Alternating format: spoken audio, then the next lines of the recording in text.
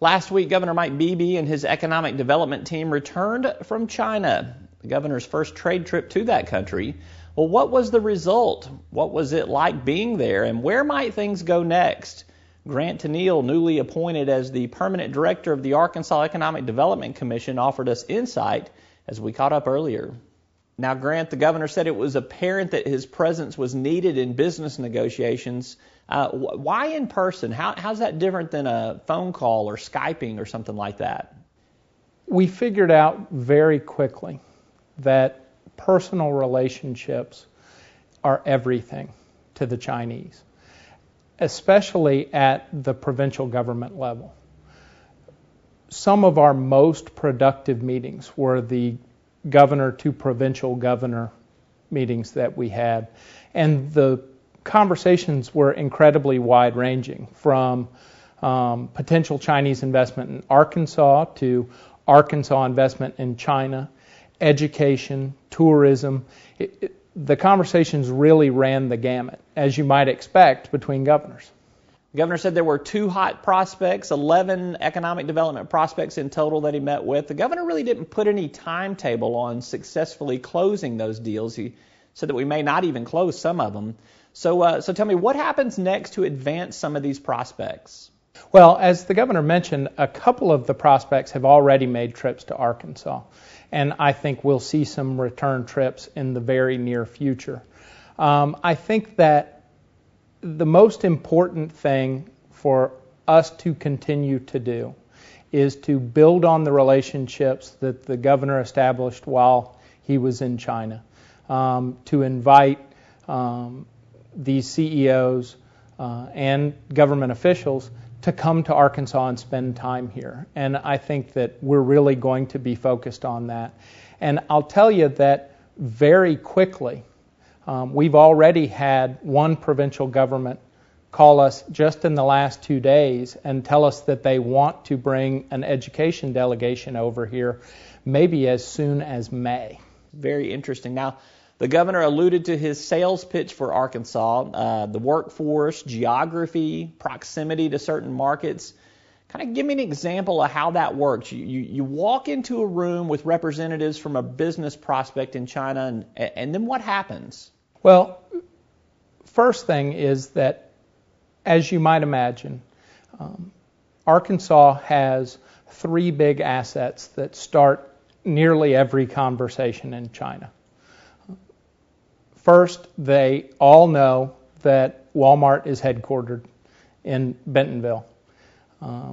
They all know Tyson Foods because Tyson is making large investments throughout China. And they all know the Clintons. And so every single conversation we had began with those 3 things. And then it was our job to explain that while those are obviously our 3 most famous exports, that Arkansas is really much more. Many of the companies and individuals that we met with understand the important geographical placement that Arkansas has in North America, and really its relationship to the entire hemisphere. And they're interested in us for that reason. We've got incredible transportation infrastructure with north-south and east-west interstate, with north-south and east-west rail, and in many cases dual rail served. We've got 5 navigable rivers with access to the Mississippi, which gives us access to the deepwater ports in New Orleans and Mobile. And I think for many Chinese companies, their interest extends beyond the North American market when they look at Arkansas as a potential place to locate. I think they look at Arkansas and see the ability not only to reach markets within North America very, very easily.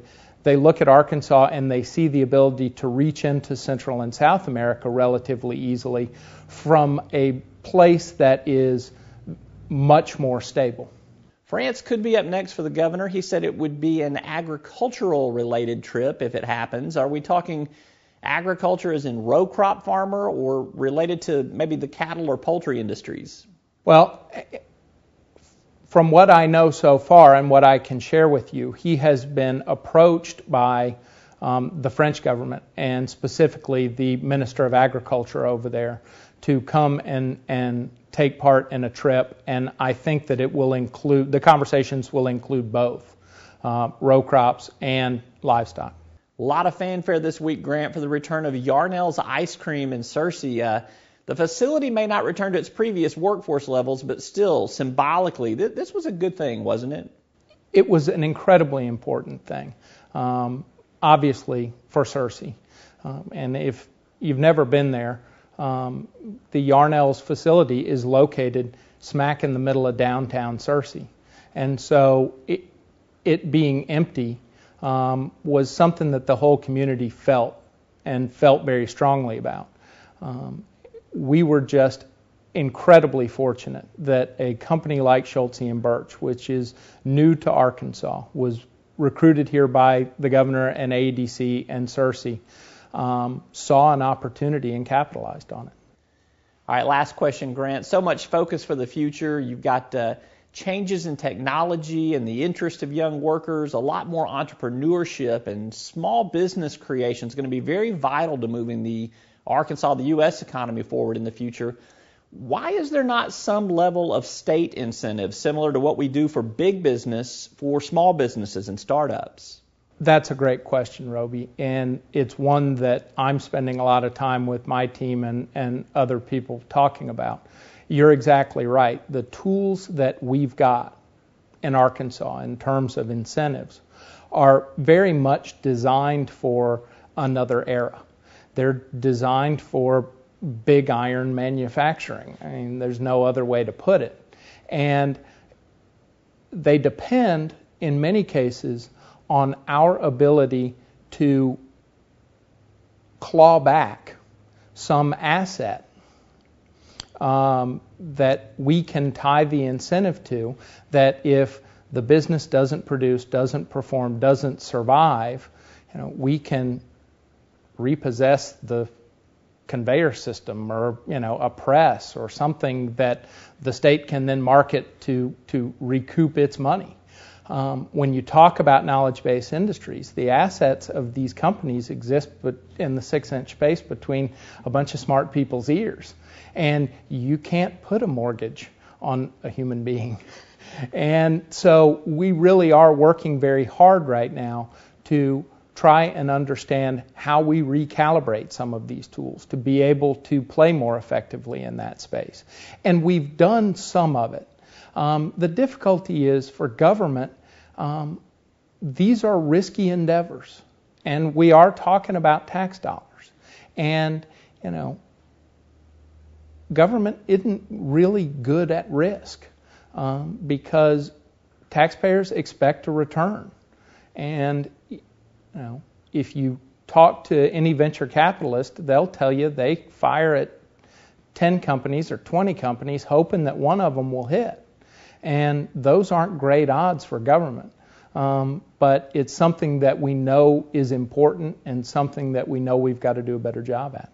You think we might see something by the 2013 session? I think you might.